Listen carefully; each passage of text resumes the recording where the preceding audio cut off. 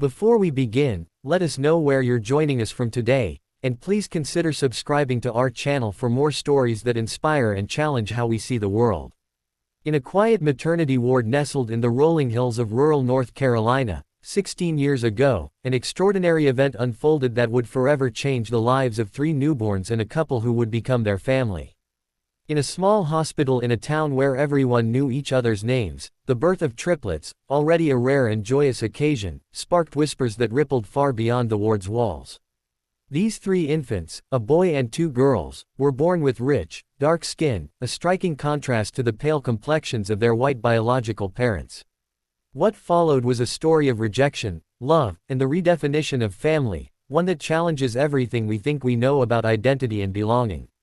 The delivery room was filled with the usual chaos of a multiple birth, nurses bustling, monitors beeping, and the soft cries of newborns piercing the air. The mother, Emily, exhausted but alert, gazed at her children with a mix of awe and confusion. Her husband, Thomas, stood by her side, his face a mask of quiet tension. The triplets were healthy, each weighing just over 5 pounds, their cries robust and full of life. Yet, as the nurses swaddled the infants and handed them to Emily, a hush fell over the room. The baby's dark skin stood in sharp contrast to their parents' fair features, and the weight of that difference hung heavily in the air. At first, the hospital staff assumed it was a moment of shock, a natural response to the unexpected. "They're beautiful," one nurse said, her voice warm but cautious. Emily nodded faintly, but her eyes darted to Thomas, who stood rigid, his hands clenched at his sides. "It's impossible," he muttered, barely audible. The nurses exchanged glances, sensing the undercurrent of unease. Genetic anomalies, while rare, were not unheard of. Recessive traits could surface across generations, especially in families with complex ancestries. But for Emily and Thomas, the sight of their children seemed to unravel something deeper, something they were unprepared to face. Over the next few hours, hushed conversations unfolded in the maternity ward. Emily, still recovering, whispered to Thomas behind a curtain, her voice trembling with a mix of exhaustion and fear. "How could this happen? They don't look like us." Thomas, a man of few words, shook his head, his jaw tight. The hospital's geneticist was called in, a kind woman named Drive Patel, who explained the science of recessive genes and the possibility of distant ancestry manifesting in unexpected ways. She showed them test results confirming that the triplets were, without a doubt, their biological children. But the couple's disbelief persisted, clouded by fear, shame, or perhaps a refusal to confront the complexities of raising children who didn't resemble them. By the next morning, the decision was made. Emily and Thomas, after a sleepless night of anguished discussions, signed the paperwork to relinquish their parental rights. "We can't do this," Thomas said to the social worker, his voice flat but resolute. "They're not ours." The social worker, a seasoned professional named Clara, tried to reason with them. "These are your babies," she said gently. "DNA doesn't lie. They need you." But Thomas only shook his head, and Emily, tears streaming down her face, looked away.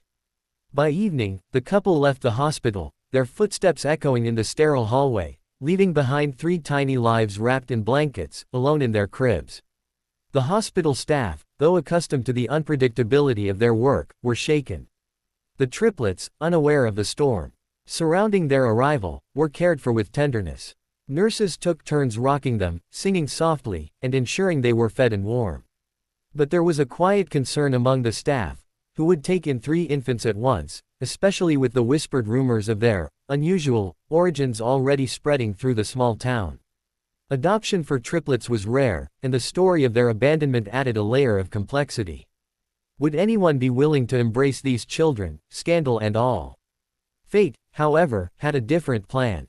A week later, a couple from nearby Asheville, Daniel and Rebecca Johnson, received a call from Clara, the social worker. In their mid-40s, Daniel and Rebecca were a stable, grounded pair who had long dreamed of starting a family. Daniel, a construction manager with a warm laugh and calloused hands, had spent years building homes for others while yearning for a house filled with the laughter of children. Rebecca, a nurse in a neighboring district, had a quiet strength and a heart that seemed to expand with every patient she cared for. They had faced years of infertility, their hopes of parenthood dimming with each passing year.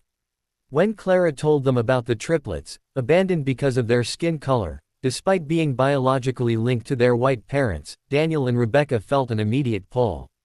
"We have to meet them," Rebecca said, her voice steady but her eyes bright with emotion. Daniel nodded, his hand finding hers. "All three," he added, as if the decision was already made. They drove to the hospital the next day, their hearts pounding with a mix of nerves and hope. In the maternity ward, they found the triplets sleeping in a single crib, their tiny hands curled into fists. The boy, slightly larger than his sisters, lay in the center, flanked by the two girls, their faces peaceful in slumber. Clara recounted the story: the birth, the parents' shock, the genetic confirmation, and the couple's abrupt departure. The tale was heavy, laced with sorrow, but it only strengthened Daniel and Rebecca's resolve. "They're perfect," Rebecca whispered, tears welling as she touched the boy's tiny hand. Daniel, usually stoic, felt a lump in his throat. "All three," he repeated, his voice firm.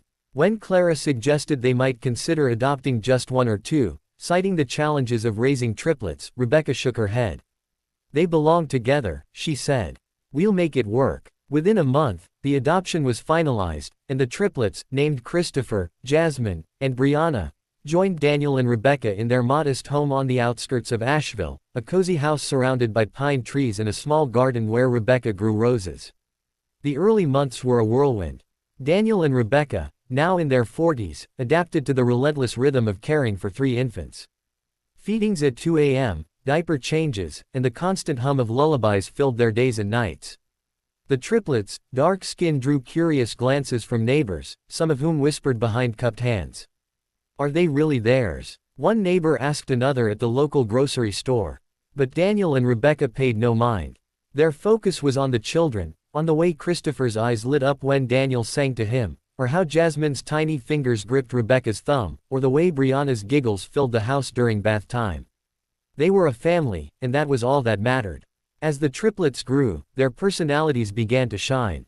Jasmine, the quieter of the three, was a thinker, always watching the world with wide, curious eyes. She was easily startled, jumping at loud noises, but her gentle nature drew people in. Brianna was a force of nature, always moving, climbing, and exploring every corner of the yard. Her boundless energy left colorful crayon marks on the walls and a trail of laughter in her wake. Christopher, the peacemaker, had a calm presence that balanced his sisters. He formed a special bond with Rebecca, often curling up at her feet during storytime, his head resting against her knee. Life wasn't without challenges. Daniel and Rebecca, though stable in their careers, stretched their budget to provide for three growing children. There were sleepless nights and moments of doubt, but their love for the triplets never wavered. They enrolled the children in preschool, where the triplets' differences became more apparent to the outside world. Whispers followed them, questions about their real parents, speculation about their origins. Rebecca, with her nurse's calm, addressed these with grace. "They're our children," she'd say, her tone leaving no room for argument. Daniel, less patient with gossip, would simply smile and change the subject, his pride in his family evident in every word. By the time the triplets turned 10, they began to notice the differences themselves. At school, classmates asked questions: "Why don't you look like your parents?" Or, "Where are you really from?" These moments sparked curiosity about their origins. One evening, as the family sat around the dinner table, Christopher asked, "Are our birth parents still out there?" The question hung in the air, heavy with the weight of a decade-old decision. Rebecca set down her fork, her eyes meeting Daniel's before she spoke. "Your birth parents weren't ready to be parents," she said gently. "But we chose you. You're our family, and that's what matters." Jasmine, ever thoughtful, nodded slowly, while Brianna, restless, fidgeted in her seat. Christopher reached for Rebecca's hand, his quiet acceptance a balm to the moment. As the triplets entered their teenage years, their lives grew richer and more complex. Jasmine discovered a passion for the violin, her fingers dancing across the strings each evening, filling the house with haunting melodies.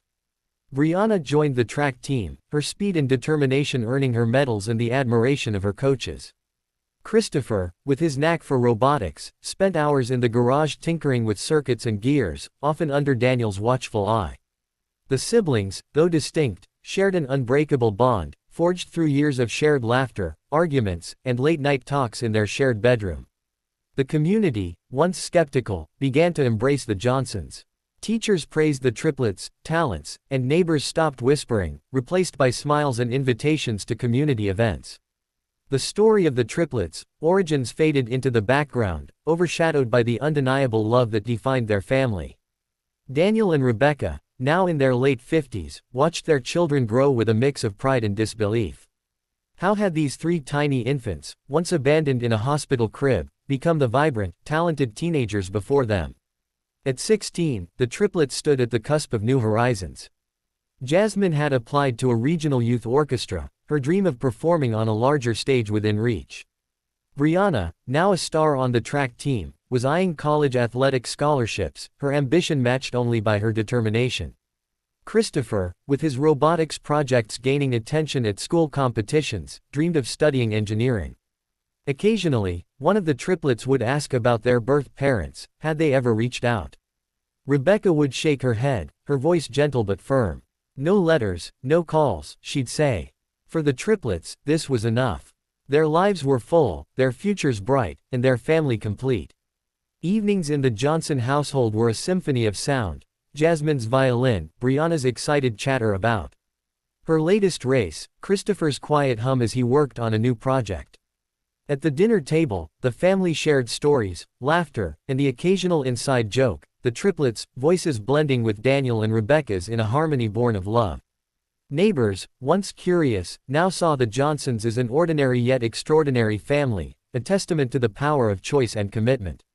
Reflecting on their journey, Daniel and Rebecca often marveled at the decision that changed their lives. "They're our children," Daniel would say when asked how they managed. "We did what any parents would do. But their choice was far from ordinary. By embracing three abandoned infants, they rewrote the story of what family means, proving that love transcends biology, appearance, and societal expectations." This story of the triplets and their adoptive parents invites us to reconsider what defines a family. Is it shared blood, or is it the unwavering commitment to love and support one another? Share your thoughts in the comments below, and thank you for joining us in this journey of love, identity, and the power of family.